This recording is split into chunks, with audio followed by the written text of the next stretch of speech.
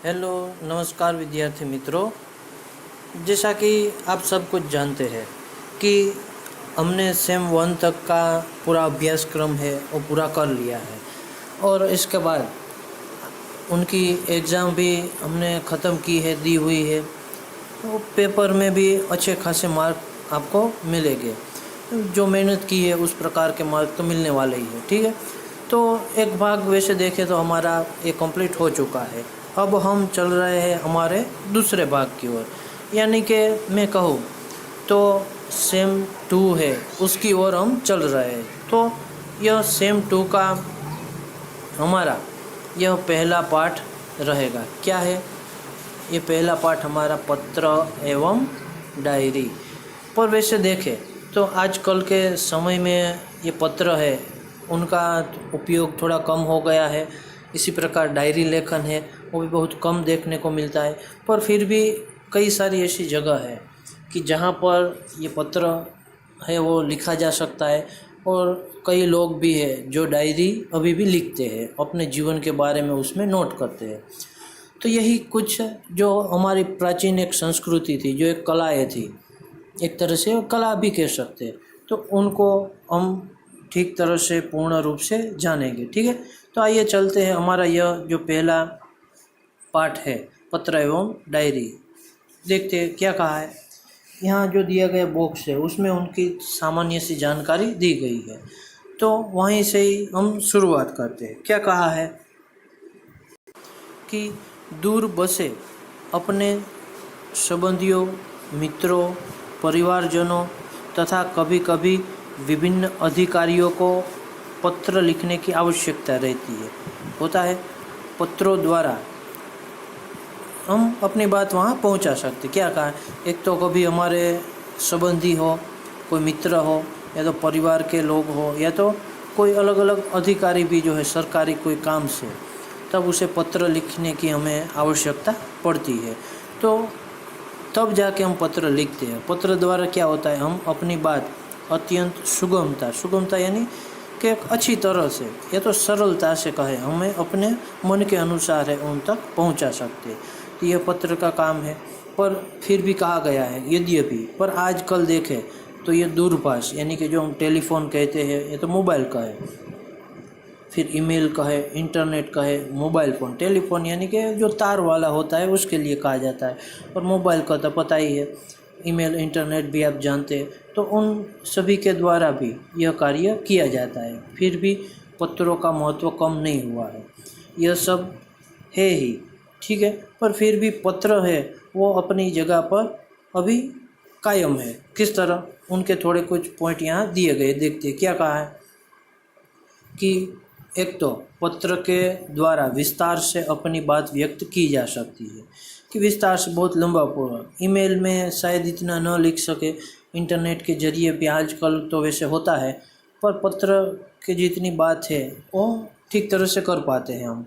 फिर क्या कहा है, पत्र के द्वारा विचारों को प्रेषित करना अन्य साधनों की अपेक्षा सस्ता है। जैसे इंटरनेट का बिल हम देखते हैं, या तो टेलीफोन में जो ज़रूरी होता है उसके सामने यदि पत्र देखें तो बहुत सस्ता होता है, यानी थोड़ी सी कीमत में ही यह अपनी बात दूसरों तक हम पहुंचा सकते। प्रेषित करना ऐसे एक शब्द दिए गए, ठीक है, उसे खास ध्यान देना। विचारों को प्रेषित करना यानी कि रखना, बताना, सामने वाले की ओर पहुंचाना। तो यह अपेक्षा है। फिर क्या कहा गया, अधिकारियों तक अपनी बात पहुंचाने, शिकायत करने, आवेदन या प्रार्थना आदि के लिए केवल पत्रों का ही सहारा लिया जा सकता है, अन्य साधनों का नहीं। यदि कोई अधिकारी की बात है कि हमें कोई अर्जी करनी हो, या कि कहे कि हमारे घर पर नया बिजली का कनेक्शन लेना हो, या तो गंदगी फैल गई है इलाके में तो उसे दूर करने के लिए, तो तब जाके हम उसे पहचानते नहीं। तो तब वो कोई भी दफ्तर पर, ऑफिस पर है, या पत्र के सहारे हम अपनी बात पहुंचाते हैं, या तो शिकायत करते हैं, या तो आवेदन, या तो प्रार्थना देते हैं। वो कैसे होता है, सिर्फ पत्र के द्वारा है, वहाँ और कोई बात नहीं चलती है, ठीक है। तो ऐसी ये जगहों पर, हालांकि ये 3 बात कही, 1, 2 और ये तीसरी, ये 3 तरीके से आज भी पत्र है वो उपयोग होते हैं, उनका महत्व कम नहीं हुआ है, ठीक है। तो यह सब देखने के लिए इस पत्र को कैसे लिखा जाए उसे खास तौर पर समझने के लिए कई सारे पत्रों के नमूने हैं वो यहाँ पर दिए गए हैं। तो वो एक खास जानने लायक बात है। हालांकि इनका वीडियो में आपको दिखाने वाला हूँ तो उसमें आपको सारी बातें है समझ में आ जाएगी, पर फिर भी थोड़ा कुछ ऊपर ऊपर से मैं आपको बता रहा हूँ। पहला तो एक निमंत्रण पत्र दिया गया जन्मदिन के अवसर पर, तो एड्रेस रहता है, तारीख दिनांक वगैरह जो का रहता है। उसके बाद जो कि यहाँ दिया गया है वह संबोधन और अभिवादन रहता है। ठीक है, यह एड्रेस की बात हुई, यह तारीख की बात हुई, दिनांक, फिर यह संबोधन और अभिवादन रहता है। ठीक है, फिर यह सारी बातें रहेगी पत्र से जुड़ी हुई कि हम पत्र में क्या लिखना चाहते हैं। ठीक है, तो यह एक बात है। ठीक है, इसके अलावा भी क्या मिलेगा कि अंतिम यहाँ देखें तो अभिवादन करते हैं, लिखतन जो होता है वह रहता है। यहाँ पर है माता पिता को प्रणाम दिया गया, तो इस तरह यह एक पत्र रहेगा। फिर बधाई पत्र दिए गए। ठीक है, जैसे कि यहाँ लिखा है ये बधाई पत्र, वह कैसे दिया जाता है उनका नमूना दिया गया है। इसके अलावा आश्वासन पत्र दिया गया है, वो शब्द से आपको वीडियो में मिलेगा ही, इसलिए मैं विस्तार से नहीं बोल रहा हूँ। तो तीसरा आश्वासन पत्र दिया गया। फिर ये अनुमति पत्र, कैसे अनुमति यानी आज्ञा ली जाती है उसके लिए बताया गया। प्रार्थना पत्र, छुट्टी लेने के लिए कैसे प्रार्थना करते हैं। फिर कार्यालय पत्र दिए गए कि कार्यालय में गंदगी संबंधी यदि शिकायत लिखनी है तो कैसे लिखी जाए। व्यावसायिक पत्र, पुस्तकें मंगवानी हो तो कैसे लिखा जा सकता है। और उसके बाद एक डायरी लेखन, ये पत्र का भाग था अभी तक जो देखा। उसके बाद यह डायरी लेखन का भाग दिए गए हैं, जो कि अंग्रेजी डायरी लेखन के बारे में पूरा वर्णन दिया गया। अंग्रेजी में डायरी कहते हैं, हिंदी में कहे तो दैनंदिनी, दैनिकी कहा जाता है, जिसमें क्या होता है कि निजी जीवन की जो घटनाएं हैं उनका लेखा जोखा रहता है। और यह पढ़ने से यदि कोई दूसरे के हाथ में आए पढ़े तो घटना, कार्य, तथ्य उन सभी की जानकारी मिलती है। डायरी प्रतिदिन भी लिखी जाती है, सप्ताह में एक बार भी लिखी जाती है, 15 दिन में भी और महीने में भी, इस तरह अलग अलग लिखी जाती है। उनकी क्या विशेषता है वो बताएंगे। क्रमबद्ध रखना है, संक्षिप्त, सारगर्भित, वास्तविक होना चाहिए, तिथि घटना की जानकारी होनी चाहिए, आलोचना, टीका टिप्पणी वगैरह जो है उनसे बचना चाहिए।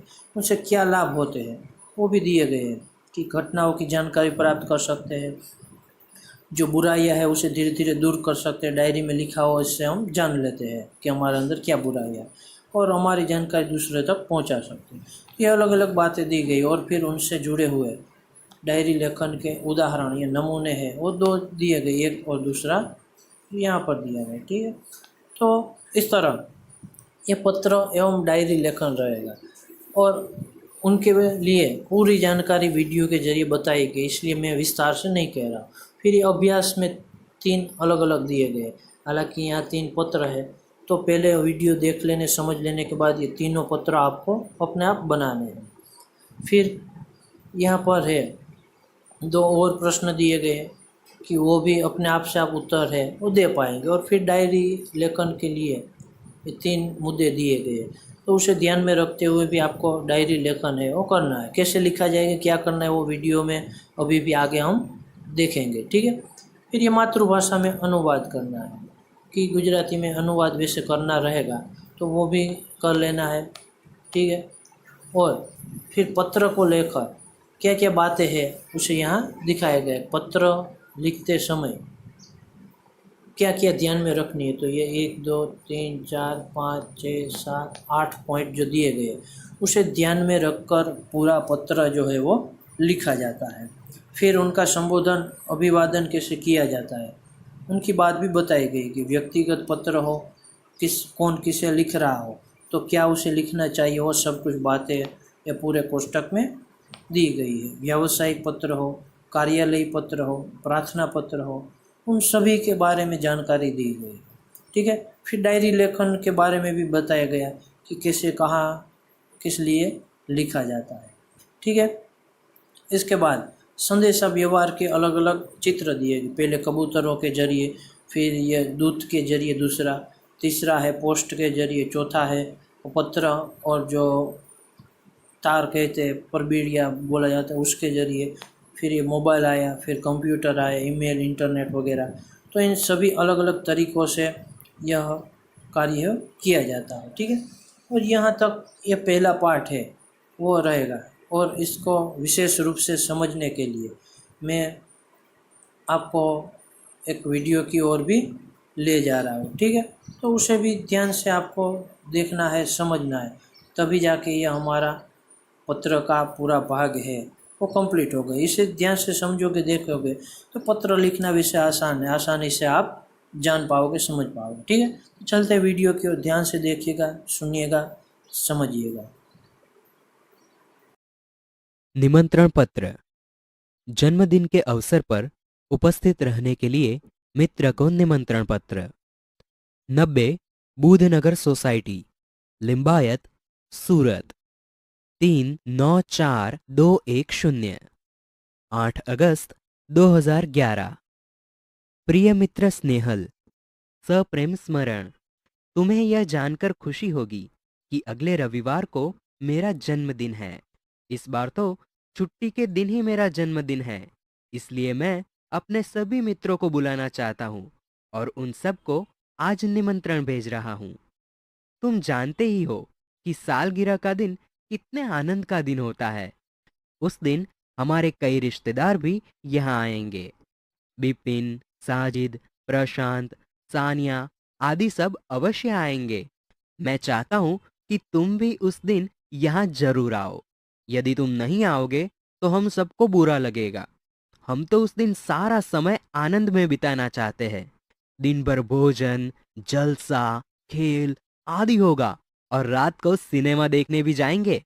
मुझे आशा है कि इस अवसर पर तुम भी जरूर आओगे और मेरे उत्साह और आनंद को बढ़ाओगे। तुम्हारे माता पिता को सादर चरण स्पर्श। छोटे भाई कमल और बहन संगीता को प्यार। तुम्हारे आगमन की प्रतीक्षा करूंगा। तुम्हारा मित्र साहिल शाह। बधाई पत्र। सालगिरह यानी कि जन्मदिन पर बधाई पत्र।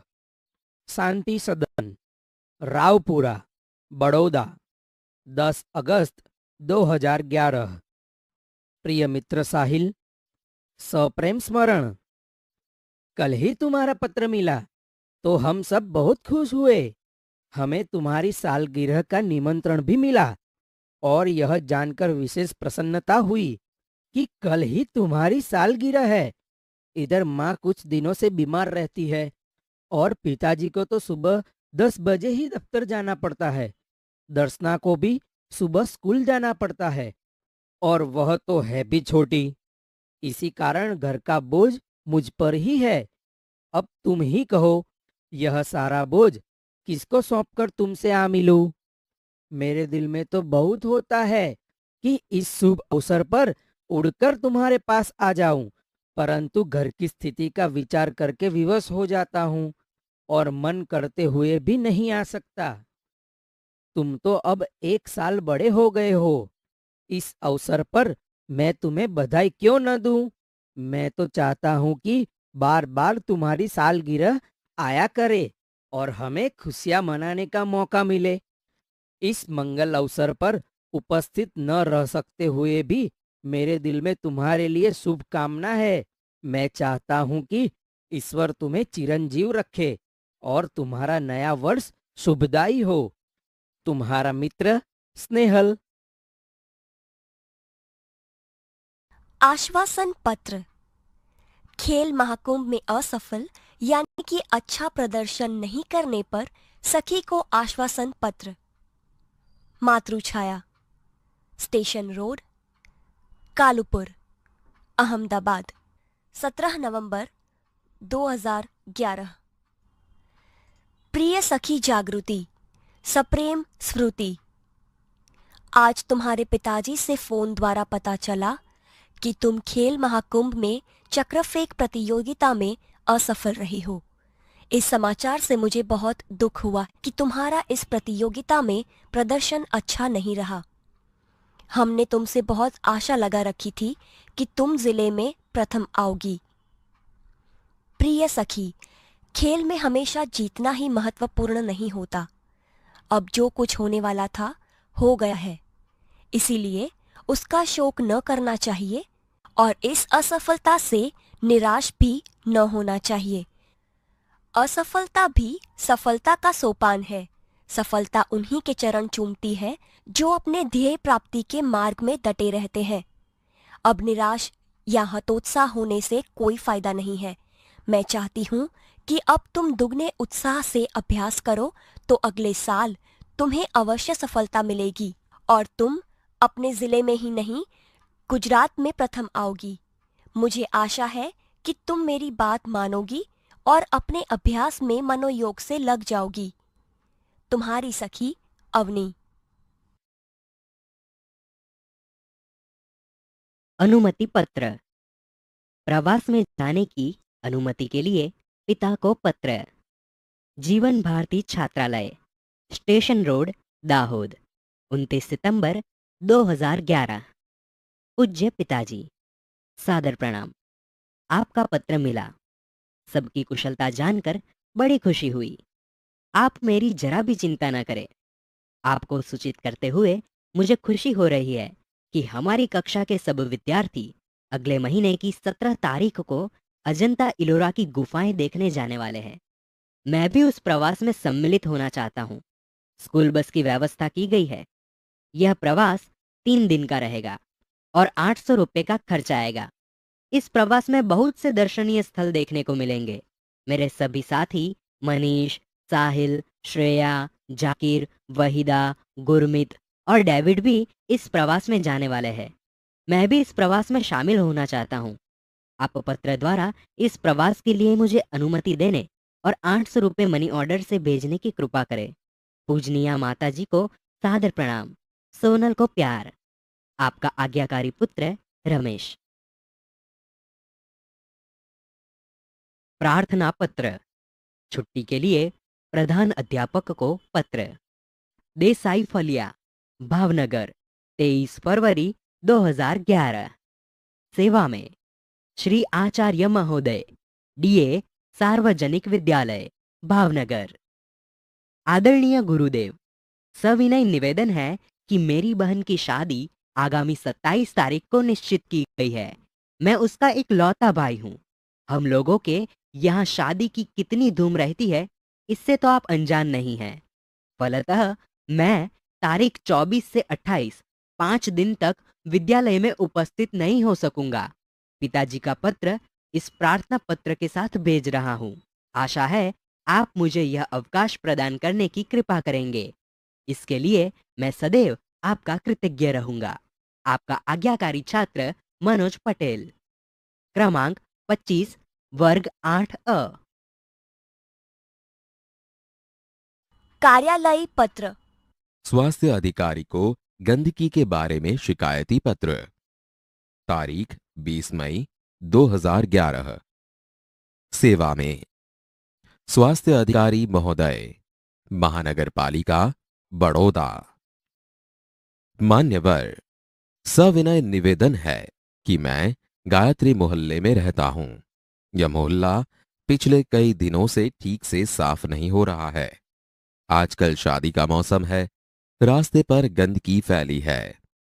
पास के कूड़ेदान यानी कि डस्टबिन में सब जूठन डाल जाते हैं। बदबू के कारण पिछले 2 दिन से तो यह हाल हो गया है कि वहां से आना जाना भी मुश्किल हो गया है। आने जाने वाले सभी लोग परेशान हो रहे हैं। यदि गंदगी को शीघ्र न हटाया गया तो मोहल्ले भर में बीमारी फैल जाने का डर है। आशा है कि आप शीघ्र ही उसे हटवाने की व्यवस्था करेंगे। आपका विनम्र सेवक सुरेश भाई म परमार, गायत्री मोहल्ला, बड़ौदा। व्यावसायिक पत्र। पुस्तकें भेजने के लिए पुस्तक विक्रेता को पत्र। तारीख 10 जुलाई 2011। सेवा में व्यवस्थापक श्री गजानन पुस्तकालय, सुभाष रोड, वलसाड। महोदय, मुझे निम्नलिखित पुस्तकों की आवश्यकता है। उन्हें आप डाक से भेजने की कृपा करें। 1. नन्हा कोश, श्री रतिलाल नायक। 2. नालंदा विशाल शब्द सागर, श्री नवल जी। 3. बृहद हिंदी शब्दकोश डॉक्टर श्याम बहादुर वर्मा और डॉक्टर धर्मेंद्र शर्मा। 4. साहित्यिक मुहावरा लोकोक्ति कोश हरिवंश राय शर्मा। कृपया उपर्युक्त पुस्तकें उचित कमीशन काटकर शीघ्र ही VPP यानी कि वैल्यू पेएबल पोस्ट से भेजें। भवदीय प्रीति शाह, शांति भवन, MG रोड, राजकोट 360001। डायरी शब्द अंग्रेजी भाषा का है। डायरी के लिए हिंदी में दैनंदिनी, दैनिकी आदि शब्दों का प्रयोग किया जाता है। डायरी में निजी जीवन में प्रतिदिन घटित घटनाओं का लेखा जोखा रखा जाता है। डायरी के पढ़ने से किसी व्यक्ति के जीवन में घटित घटनाओं, कार्यों या तथ्यों की जानकारी प्राप्त होती है। डायरी में व्यक्ति घटित घटनाओं के साथ साथ अपने मन में उठी प्रतिक्रियाओं की अभिव्यक्ति भी अंकित करता है, इसलिए उसमें वैयक्तिकता होती है। डायरी प्रतिदिन, साप्ताहिक, पाक्षिक अथवा मासिक लिखी जा सकती है।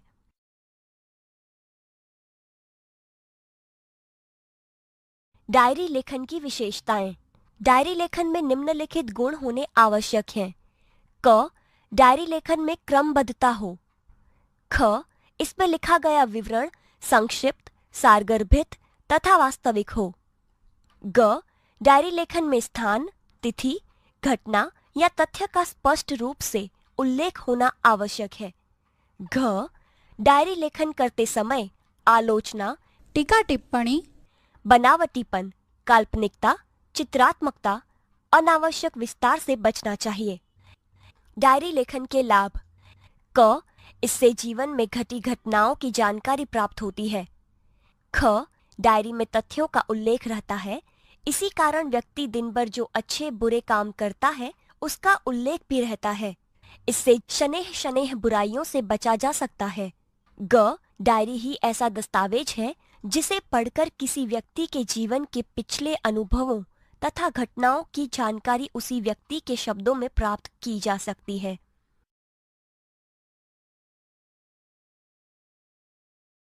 एक. अपने नए विद्यालय के पहले दिन की घटनाओं को अपनी डायरी में लिखिए। 7 अगस्त 2010 जामनगर। आज नए विद्यालय में मेरा पहला दिन था। मन में विभिन्न प्रकार के विचारों की उथल पुथल चल रही थी तथा अनेक अनजानी आशंकाएं अनायास ही मुझे डरा रही थी। 9 बजे पिताजी के साथ अपने नए विद्यालय आदर्श मंदिर में पहुंचा। प्रधानाचार्य कक्ष में जाने पर उन्होंने मुझे कुछ प्रश्न किए जिनके उत्तर मैंने दे दिए। मेरे उत्तरों से वे संतुष्ट नजर आए। उन्होंने मुझे प्रवेश के लिए निर्धारित फॉर्म दे दिया। मन को राहत मिली। थोड़ी ही देर में शुल्क आदि जमा करवाने के बाद मैं अपनी नई कक्षा में पहुंच गया। अपने नए दोस्तों, अध्यापक और आचार्य से मिलकर ऐसा नहीं लगा कि मैं नए विद्यालय में आ गया हूं।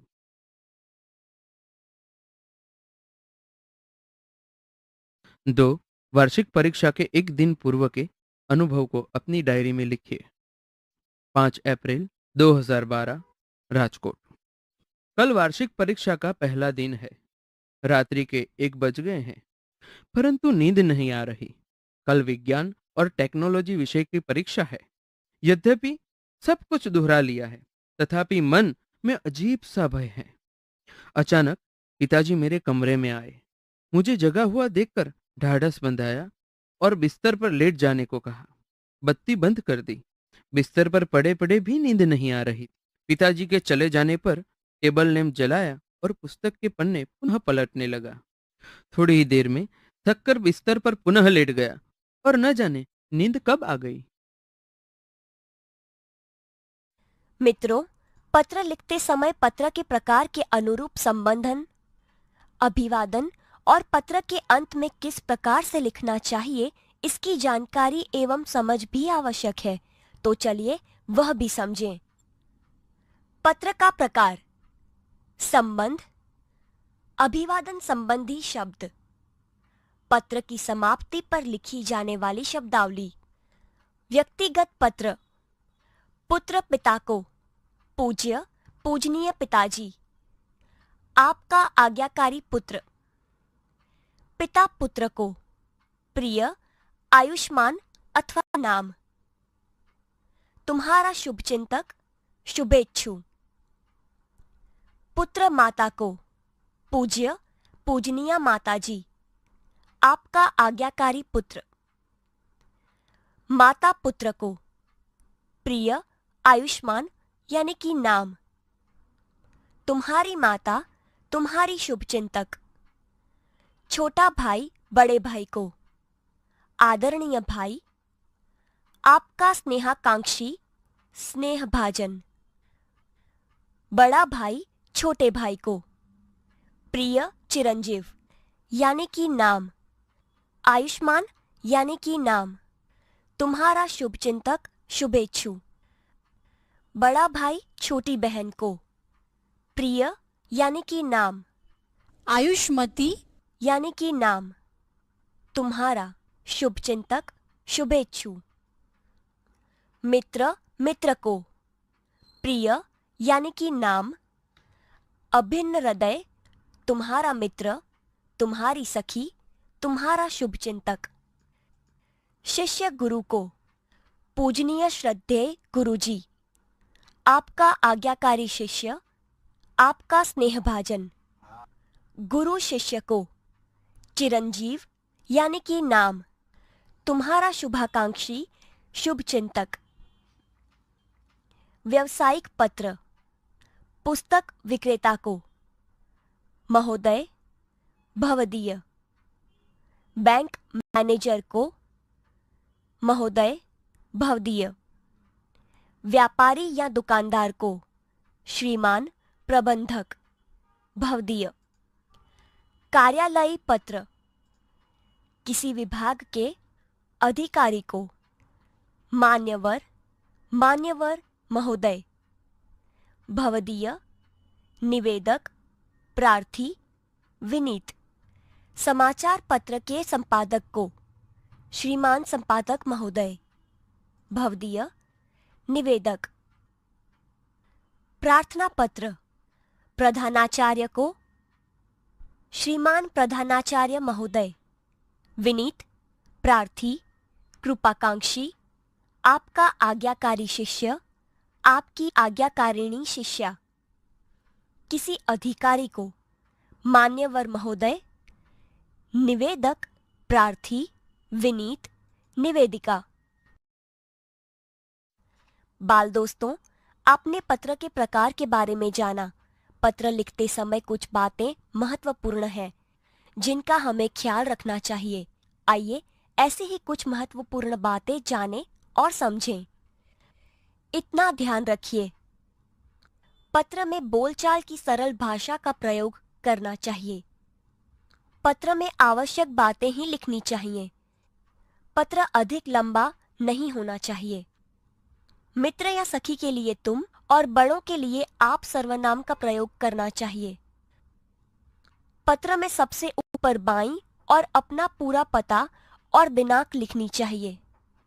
उसके नीचे जिसे पत्र लिखना हो उसको शिष्ट भाषा में संबोधन करना चाहिए। इसके बाद अभिवादन करना चाहिए। इसके बाद पत्र के क्लेवर में मुख्य विषय को अभिव्यक्त करना चाहिए। पत्र समाप्त होने पर बाईं और पत्र लिखने वाले का संबंध और नाम लिखना चाहिए।